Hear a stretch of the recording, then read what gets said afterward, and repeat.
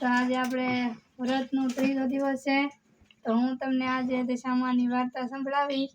તો બધાને સાંભળવા નમ્ર વિનંતી.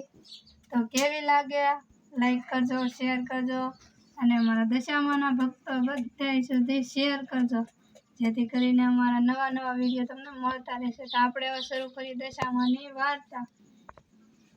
તો દાસી આવીને પૂછવા લાગ્યો, બોલ તું શું કામ કરીશ? દમયંતી કહે, માથું ગૂંથણી છોકરા રાખીશ, રાંધવાનું હશે તો રાંધીશ, પીરસીશ અને બતાવશો તે કામ કરીશ. દાસી તો દમયંતીને રાજહેલમાં તેડી લાવ્યા. દમયંતીને જોઈ રાણી વિચારમાં લાગી, ખરેખર મારું પૂરી દમયંતી જેવી જ છે. દાસીને વાત સાચી હતી, પણ દમયંતી તો રાજ ભોગવે છે, ભલે આને દમયંતી માને જોડે રાખીશ એમ વિચારી રાણીએ પૂછ્યું, બાઈ તારું નામ શું છે? દમયંતી વિચાર્યું કે મને તને નથી સારું થયું એટલે એણે એનું નામ કહ્યું નવલી. રાણી કહે, ઠીક નવલી, તારે અહીં રહેવાનું અને રોજ તારે જ રાંધવાનું. દમયંતી કહે, ભલે. અમે તો દમયંતી મા બાપને ઘેર નવલી બનીને રહી. નવલી તો રોજ સાંજે રાંધે અને બીજું કામ કરે છે. એક દિવસ રાણી કહે, આ નવલી રાંધે છે તે જાણે દમયંતી જેવું જ સારું રાંધે છે. એક દિવસ કહે, નવલી મારું માથું ગૂંથ.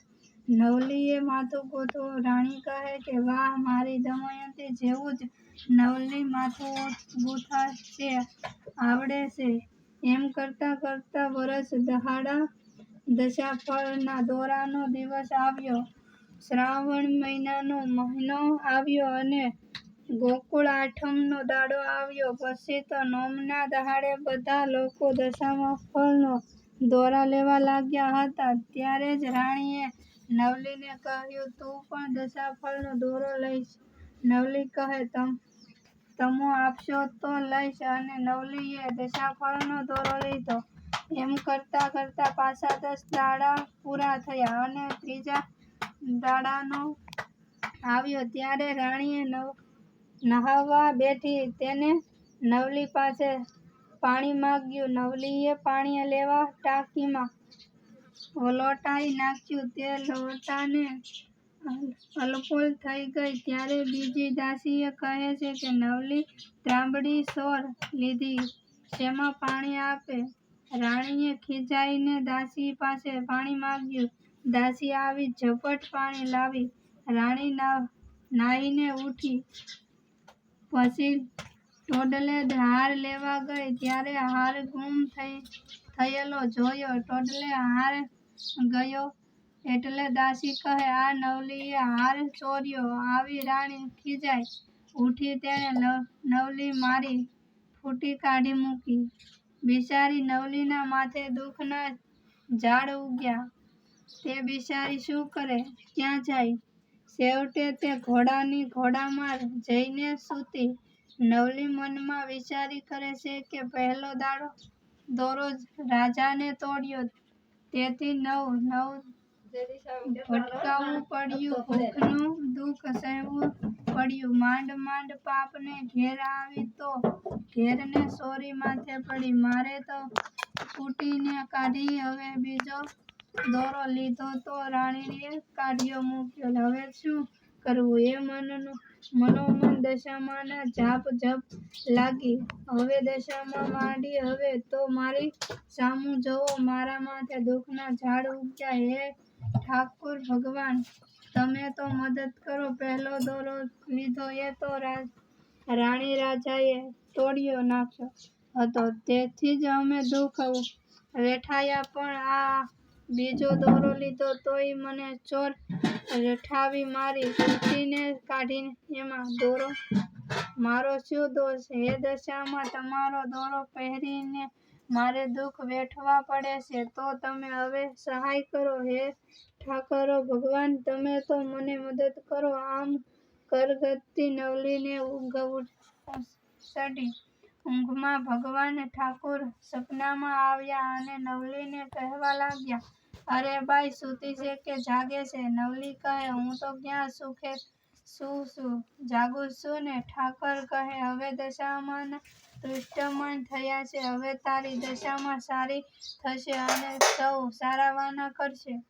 દશામાનું નામ લઈ દોરો સોળ ને દશામાના દીવા કર. નવલી કહે, હું દીવા શાના કરું? મારી પાસે તો કંઈ જ નથી. હું તો ઘોડાની ઘોડા મારમાં પડી છું. ઠાકરો કહે, ભલે ઘોડાની લાદના દીવા કરજે. સોપારીની જગ્યાએ સણા મેલજે અને ઘીને જગ્યાએ પહેલો પૂરજે. અને હું 5 વર્ષનો બાળક થઈને વાર્તા સંભળાવી બેસીશ.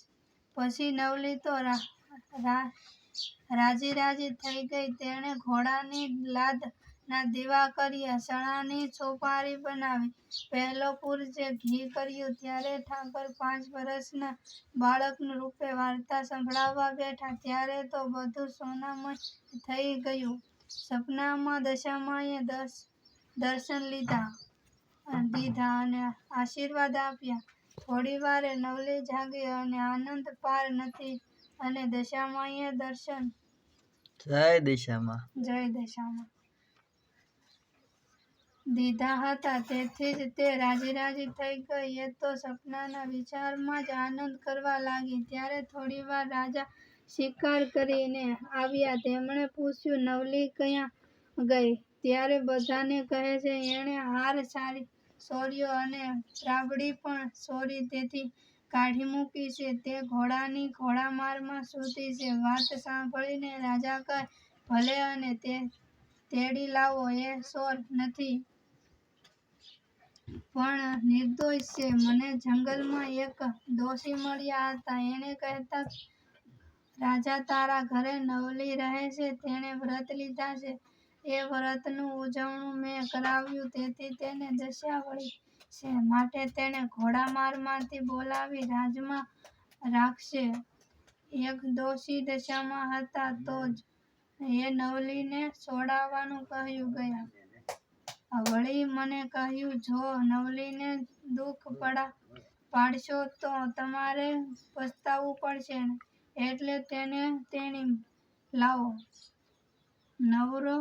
નવરો ખંડવાયો, સારા વસ્ત્રો પહેરાવો, હાર નવો લાવીશું, થાબડી નવી લાવીશું. તે પહેલાં નવલીને તેડી લાવો. હવે એને દશા વળી થઈ છે. નવલીને પાછી તેડી લાવ્યા. ઘરમાં જઈને જુએ છે તો હાર તોડાયેલો, દીઠો ને થાબડીના ટાંકામાં હતી. સૌ વિચારણીમાં પડ્યા. સૌ નવલીને કહેવા લાગ્યા, બાઈ, તમે શાનું પૂજન કરો છો? નવલી કહે, હું દશામાનું પૂજન કરું છું. સપનામાં મને દશામાં આવ્યા. મેં ઘોડાની લાદના દીવા કર્યા, છતાંય માતાજી તુષ્ટમાન થયા. તેથી મારી દશા વળી છે. નવલીને નિષ્ઠાપૂર્વકની શ્રદ્ધાથી સપનામાં કરેલી વ્રતની ઉજવણી દશામાં રાજી થઈ. દાસી કહે છે, નવલી, તને રાજા બોલાવે છે. નવલીએ તો સોનામય પૂજા આદરી. એ તો વિધિપૂર્વક દશામાની પૂજા કરવા લાગ્યા. થોડી વાર થઈ પછી રાજા પોતે ત્યાં આવ્યો. એ તો નવલીને પગે લાગ્યો અને પૂછવા લાગ્યો, નવલી, સાચું કહેજે, હું તો કોણ છે? તું કોણ? લક્ષ્મી મારા ઘરે પધારી, તે મને કહે. નવલી કહે, ઘણા દિવસે તમે પૂછો છો, એટલે આજે મારે સાચું કહેવું પડે છે. અમે કહે તે રાજાને પગે પડીને બોલે, બાપુ, હું તો દમયંતી છું, તમારી દીકરી છું. મારે દશામાના વ્રત હતા અને મેં દશામાનો દોરો લીધો હતો, પણ યજ્ઞાનથી જ રાજાએ તે તોડી નાખ્યા હતા, જેથી અમારી અવદશા થઈ હતી. ફરી મેં અહીં આવી બીજો દોરો લીધો અને દશામાની પૂજા કરી, તેથી મારી દશા વળી. જય દશામાં. હાલો, હવે પૂરું. જય